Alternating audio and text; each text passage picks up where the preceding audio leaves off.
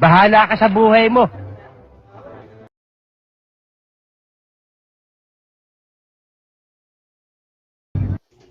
Hi guys! Welcome back ulit sa aking mini vlog. So for tonight's episode ay dadayo nga kami sa may BGC dahil aatin nga kami ng fried So hi roll. guys, welcome ulit sa aking mini vlog. So touchdown, nasa market na kami. Kaya gano'n, saka kami lupa. So ayun yung market. So huwag lang kami ngayon doon. Kaya nagsusot ako ng oil. Kasi kami. So ito na nga guys, nagsuot muna kami ng rollerblades dito. So ayun ang market. Tamang suot ako punta sa venue. Mag-forget kami nila Marcos, dito sa may SM Ora, papunta sa may Fifth Street. At dito kami dadaan sa kabila. Okay. Malapit na kami sa venue. Galing yan. At sa wakas, nakarating na nga kami dito sa may Fifth Street sa may BGC. At nandito nga pala kami ngayon sa may Mime Museum dahil dito muna kami kakain ng hapunan sa may Jollibee. At ito nga pala yung dalawa. At naka-order na nga kami ng kakainin namin para sa aming hapunan ngayong gabi. So ayun guys, tapos na kaming kumain at guys. So nakakuha. Tulak ka more oyo. Pagkatapos nga namin kumain ng hapunan, ay bumalik kami agad sa may Fifth Street. At hinahabol na nga namin ni Oyo silang lahat dahil gusto rin namin makibanding sa kanilang lahat. Dahil nga fried roll, kaya sama-sama ang mga iba't ibang mga skaters group dito sa may BGC. At ito nga pala yung time kung saan kami ay nabubuo dito sa may BGC. Minsan nga lang kami dumayo sa may BGC, ay ito pa nga ang aming madadatnan. Halos napakaraming mga skaters at sobrang saya rin sa kanilang lahat makipag-banding. At tamang kulitan lang kami dito habang hinahabol namin silang lahat. Sobrang saya at ganda nilang panoorin. At may napansin nga pala kami dito na dalawang skaters na winawagayway ang LGBT flag. Naisipan ko nga pala rito na mag-ikot-ikot sa may Fifth Street. Halos napakarami na nga mga skaters dito.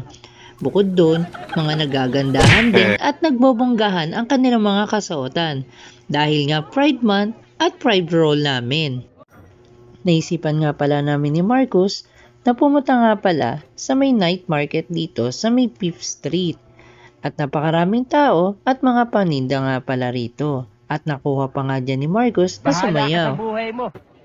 May napansin nga pala ako dito na winawagayway ang isang LGBT flag kaya sinundan ko siya habang kinukunan ng kamera ko. Ilang sandali nga lang ay pumila na nga kaming lahat para makapagsimula na nga kaming makapag-trail papunta sa may Ayala Triangle. At sinimula na nga pala namin dito pumadyak. Bale, ang ruta pala namin dito ay iikutin muna namin ng BGC bago kami lumabas sa may Ayala. Sabay-sabay na nga kami lahat ditong pumapadyak. Ilang sandali nga lang ay kailangan na namin huminto dahil malapit na kami sa may intersection at nakistop ito. Tuloy-tuloy lamang ang pagpadyak namin dito habang nililibot namin ang buong BGC. Maraming skaters ang sumama dahil minsan nga lang ito na magkaroon ng ganitong klaseng event. So yun na nga guys, nag-start na nga kami kanina pa ng fried rolls. So ginagastos na mga guard dito sa BGC. So yes kuya, malaki dito. At tuloy-tuloy na nga ang pagpadyak namin dito dahil malapit na nga kami makalabas dito sa may BGC at kailangan din naming huminto dito sa may intersection na ito habang inaantay namin yung iba pa naming mga kasama na naiwan sa may bandang dulo. At dinire-diretso na nga namin ang pagbaba rito sa may downhill dahil ito lang yung tanging daanan papunta sa may Ayala.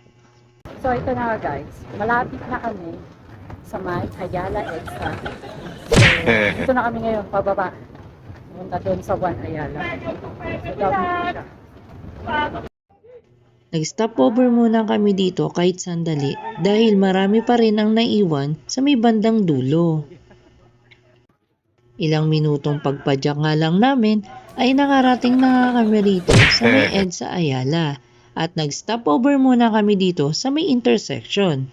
Pagkatapos namin mag-stop over ay tumawid na nga kaming lahat dito sa may intersection at nagmamadali kami dyan lahat na ilang minuto nga lang ay dadaan na rin yung mga ibang mga sasakyan. Ito na kami ngayon sa may Ayala, EDSA. So, andito kami sa Ayala Avenue. So, makikita nyo, ito yung Glorieta and Ayala Mall. Dito sa Ayala. Init. Ilang sandali nga lang ay nakarating na rin kami dito sa may Manila Peninsula Hotel. At ito nga pala yung kanilang pamosang fountain. Ilang sandaling pagpadyak ay nakarating na nga kami dito sa may Ayala Triangle. At nandirito na nga yung ibang mga skaters.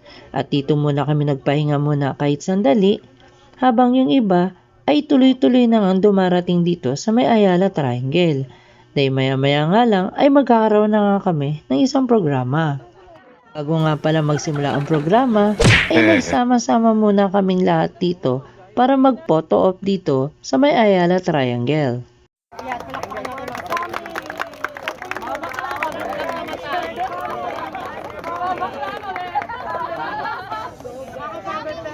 Finally guys, tapos na rin yung fried roll nila. So, invited lang kami. Naki-join din kami. Naging participants. So, maraming salamat sa inyo. Nag-enjoy din kami sa Pumunting Trail. Pero at least, diba, nagkakaisa pa rin. Diba, nakakatuwa. Ay, andun yung dalawa. Dahil tapos na nga ang fried roll ay naisipan na nga namin maghanap na makakainan. Dahil nagugutom na rin kami at umaga na rin. Nakarating na nga kami dito sa may cash and carry.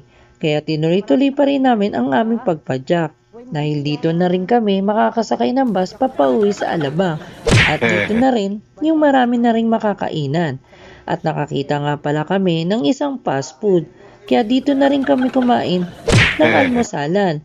At pagkatapos namin kumain dyan, ay umuwi na rin kami. Paano guys? Hanggang dito na lamang.